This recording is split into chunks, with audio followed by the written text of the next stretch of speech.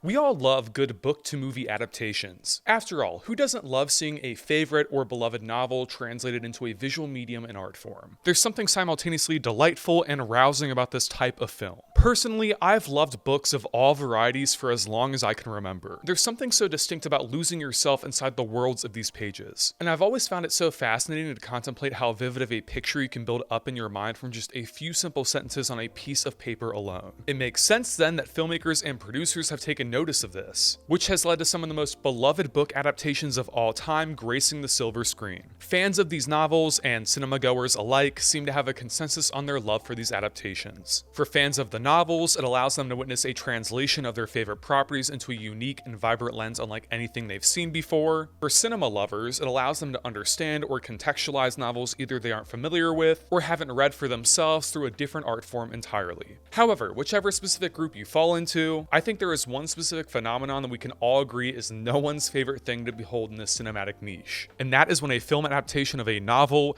is entirely different from the source material. Audiences have seen this time and time again, in a multitude of different ways. Sometimes these differences can be insignificant, almost minuscule in a sense, providing tiny little detail changes such as character exclusions or plot sequencing. However, other times, entire plot lines or novel elements can just vanish, which tarnishes the view that many have of the novel and often muddies the point of the book entirely in some cases. This phenomena has caused some fans to understandably approach new book adaptations with worry, fearful that their favorite novels will fall under the same trap with ease. And this is why, perhaps against my own will, I saw a lot of conversations surrounding an upcoming film adaptation of a classic novel in the form of director Emerald Fennell's Wuthering Heights, which released in theaters this past weekend. Now, if you aren't familiar with the name itself of Emerald Fennell, you might be familiar with her more unsavory past works. After a career in television working on the hit BBC show Killing Eve, Fennell made her feature film directorial debut with 2020's Promising Young Woman, a provocative and boundary-pushing thriller that captured the poignancy of the Me Too movement through a genre-specific lens and tone. However, Fennell's goodwill in this project was diminished with 2023's Saltburn, a film that pushed every known boundary and took social media by storm as a result. Personally, although I love Promising Young Woman, I cannot say I'm a fan of Fennell or her work. I often find that in the medium of film, inclusion of quote boundary-pushing content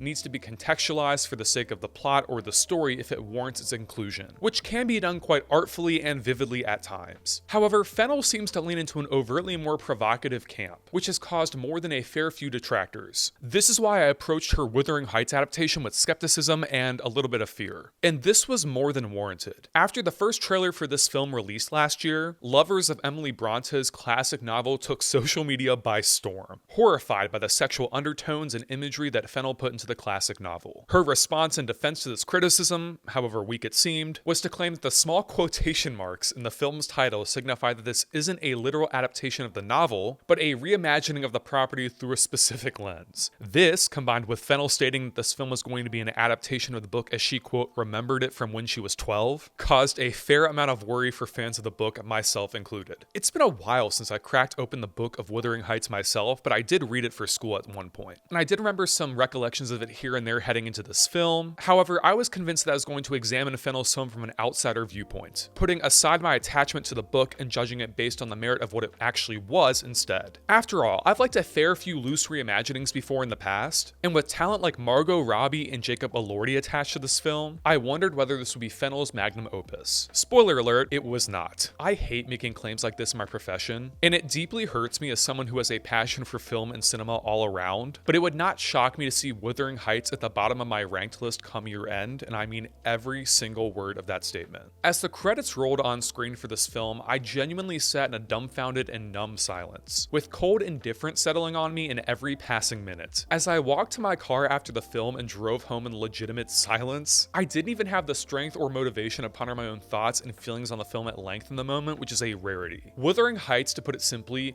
is a very bad movie, and there are very distinct reasons why. Wuthering Heights opens with Catherine Earnshaw, played by Margot Robbie, who lives with her elder Mr. Earnshaw and companion Nellie Dean, played by Hong Chow, at the Wuthering Heights estate. One day, Mr. Earnshaw brings home a young orphan boy named Heathcliff and takes him into the family. Catherine takes an immediate liking to the young boy, and as the pair grow together, they remain inseparable. However, as the Earnshaw's dealings with the neighboring Linton family grow more serious and prosperous, Kathy must decide whether her core relationship with Heathcliff is more than what she knows. Now, let's get it out of the way right here and right now. My channel is, at the end of the day, all about film appreciation and analysis. And although I thoroughly disliked Fennell's Wuthering Heights as an overall film, I would be remiss if I didn't at least mention the elements that truly stand apart from the rest of the product overall. If there is one thing to be said about this film, it is that the tone and visual style themselves are truly something to behold. Regardless of the core material on display itself, this is a gorgeously shot movie in every single way. Linus Sandgren's incredible cinematography captures the harsh demeanor of both Wuthering Heights and the Lintons' neighboring abode, as well as the stark and demanding surroundings of the Yorkshire moors itself. This film utilizes 35mm footage shot on VistaVision cameras throughout, and the effect is nothing short of astounding. This is a beautiful movie, and there's just no way around that. There are moments here where the cinematography doesn't look like 21st century photography, but rather like footage from a distant historical era entirely, which is undeniably impressive. This visual tone really goes the extra mile in immersing the audience directly into the film setting itself, and this is also evidenced within the production design of the film. This is the first movie I can actually think of in a while that has utilized physical sets in as prevalent and impactful a manner as possible. And the result here is all the better for it. And of course, I would be absolutely remiss if I didn't mention the musical component of the film itself, which is starkly different from anything I could have expected, but manages to work so well in the context of the film overall. The movie utilizes a combination of both composer Anthony Willis's orchestral compositions and the works of singer Charlie XCX to deliver a blurred amalgamation of the two that fits perfectly into this gritty and harsh style the film manages to accomplish. The orchestral arrangements perfectly accentuate and carry the film through the heavier and more prevalent moments, while Charlie's pop melodies and lush arrangements elevate the material in definitive sequences throughout. Alas, however, these ingredients do not culminate together to craft a film that feels inherently purposeful or nuanced in the slightest, and this is deeply unfortunate. Within the first scene of the film alone, you will know exactly what this film is trying to accomplish, and this will be the moment that either makes or breaks the following 2 hours and 17 minutes for you. As the studio credits roll in the beginning of the film, we hear harsh, ragged, and stuffy breathing and moaning, suggesting something intimate and graphic even though we can't as an audience see it in the moment. And then, after the credits, as Fennell opens the camera lens finally for audiences and we get a view of what that sound actually is, we instead see a person getting hanged, with those moans, shouts, and utterances conveying pain and torment rather than the sexual undertones that had been teased moments later. And I just kind of found that in the moment to be weird.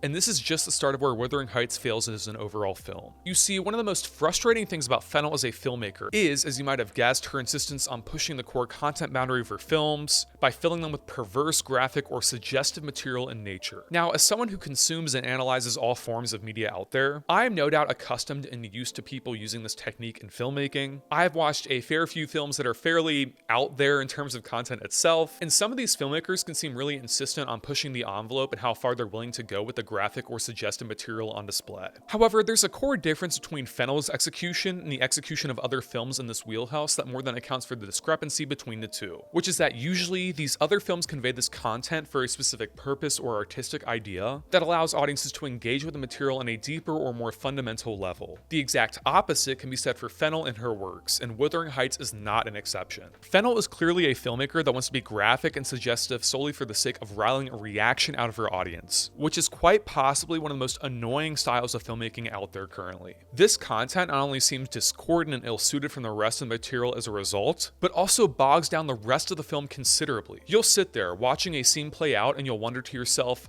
what does this actually have to do with the plot overall? And Fennell is not subtle in this regard either. She's the type of filmmaker that will convey the material with the subtleness of someone slamming a chair over your head, which is to say, it's pretty much blatant. I mean, I mentioned the opening scene as an example previously, but I'd also be remiss if I didn't mention the shots of kneading of dough with each squish captured with an intensity that's almost unnerving and weird, or the shots of characters suggestively sticking their fingers into the mouths of fish or other humans for that matter, or even just the overall shots of non-subtle sexual imagery where you just have to go, Fennell, we get it. Why are you doing this? This is the type of film where Fennell will cut away to a shot of a mushroom or flower that looks like a human penis, and will think it's doing something, quote, boundary pushing or relentless in any way, shape, or form, when it just comes across as incredibly awkward and superficial in the end. And yes, I'm being 100% serious with that past example, as it does happen in the film. What's been clear from the start of Wuthering Heights and its marketing campaign is that this is trying to be a reimagining of the classic story told through the book talk-esque sheen of stories like 50 Shades of Grey or other scandalous literature out there. This movie movie is, suffice it to say, Fennell basically taking the source material and adapting it into suggestive smut fanfiction. However, the most baffling point of its execution is that the film's marketing would have you believing that this film is 10 times more graphic than it actually is. And this is because, for all the sex symbolism and suggestive and provocative imagery on display throughout the film is surprisingly straightforward and non-graphic, which makes me beg the question, why even put these elements in there if you're not going to go all the way? Sure, sex is a present feature in the film, but it never takes an abrupt or explicit on-screen focus, which is a sigh of relief. Yet that makes the other factors of this adaptation so much more baffling in the process. If you're not even going to go all the way in terms of turning this adaptation into a freaky book talk reimagining, what is the point of the inclusion of these elements if they just stand out discordantly from the rest of the product overall? I've spent a lot of time thus far in the review analyzing the film as someone familiar with the story, but I do want to address the opposite for anyone interested in the film who has not read the novel prior, as I do find that there are more than enough elements that will account for lukewarm reactions across the board no matter your familiarity with the source material. I enjoy Margot Robbie and Jacob Elordi's acting quite a bit in other projects. However, I cannot say the same for this one in particular. Both performers here are just fine, which is sort of baffling for a story that relies on the core dynamic between the two leads to land an impact. However, this is not due in part to the talents of Robbie or Elordi, who are immensely talented in other films and who have proven themselves time and time again, but rather due in part to how lackluster and superficial the script and screenplay is here instead. In this film, Catherine and Heathcliff come across as incredibly stock and one-dimensional. Neither character here has the depth needed to sell their core relationship or arc, which leads to moments where both individuals are on screen, and what is supposed to be an impassioned or dramatic moment where all audiences are greeted with is chopped up dialogue and stunted execution, which he more than feels the runtime progresses. In fact, one of the biggest sins of Wuthering Heights, regardless of content itself, is just how boring it is. This movie literally moves at a snail's pace, and that's saying something coming from someone who watches a fair amount of slower paced movies and thoroughly enjoys them. I was waiting for that specific moment where this film would kick into gear and hook me, but it never arrived whatsoever. I struggled to ascertain why this specifically was, and upon further reflection, I found one specific contemplation that perfectly describes why this phenomena occurs in the film. And this is due in part to the film's ending itself. Now, I do want to tread lightly in this territory as I do keep all my reviews spoiler free, and I don't really want to make an exception for this, but all I'll say is that this film ends at an odd point for those who are actually familiar with the source material. And this is because at the point the film ends, the novel actually continues. And it not only continues, but it expands upon the material in a way that broaches complex themes related to trauma and abuse and inner hatred that feel incredibly profound when placed within the context of the story. And they also feel needed in the context of the story. Yet the film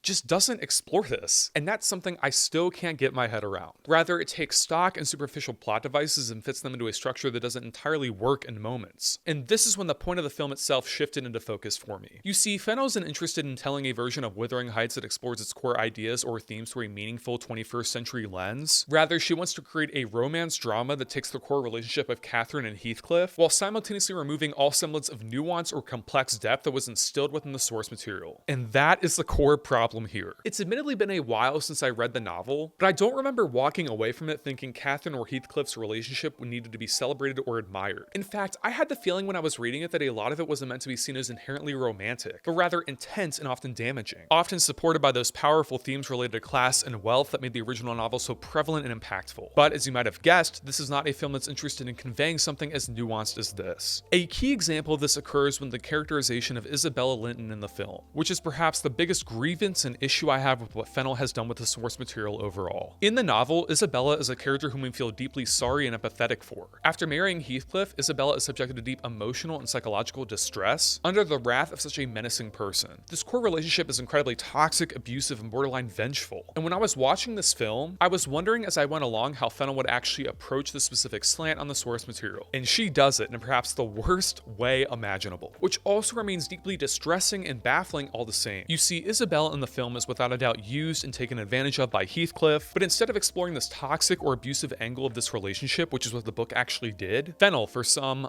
inexplicable reason, decides to turn it into a decidedly seductive and borderline scandalous BDSM type dynamic that is nothing short of baffling. And this was the point in the film where I lost interest in anything Fennell was doing with the source material completely. I'm sorry, I can forgive many changes in source materials, but I draw the absolute line at conveying an abusive or toxic relationship as somehow sexy through the confines of Fennell's viewpoint. Fennell clearly wants viewers to think it's somehow sexy that Isabella is crawling around on all fours like a dog with a collar around her neck while while Heathcliff orders her around, but for myself personally, I found this to be an incredibly poor and superficial taste altogether. Dumbing down a portrayal of trauma and abuse through the lens that Isabella is somehow a willing participant in these activities is genuinely ridiculous. Wuthering Heights, in short, is not a good film in the slightest. I walked out of the theater last evening as sure of this as I could have been, and my stance on the project has not changed even a few days later. I am not one to fall into a diehard camp scoffing at the inherent idea of change for original projects, as I believe that some films can warrant these changes and ideas and additions in a meaningful way, but the exact opposite of this can also occur in the film industry. And this is precisely what Wuthering Heights exemplifies as an overall film. I won't go so far as some other people out there to say that Emily Brontë would be rolling in her grave at this film, but I don't think she'd be exactly pleased at a lot of the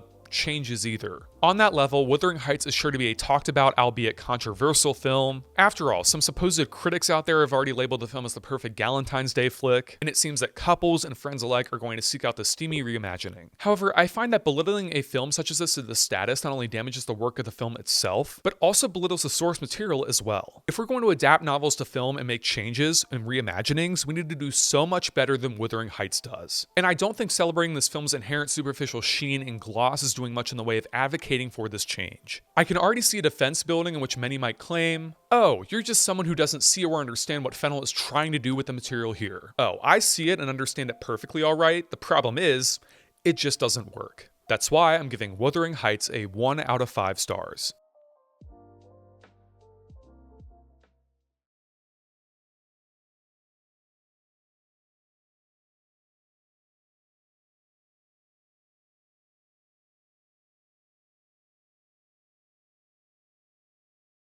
Hey guys, thanks so much for watching this review on my channel. If you're new around here and you like the content you see, don't forget to click that subscribe button down below, like the video, and turn on push notifications. Also, leave comment suggestions down below for future video, essay, and review topics. With that being said, until next time, this is Mitchell signing off. Peace out.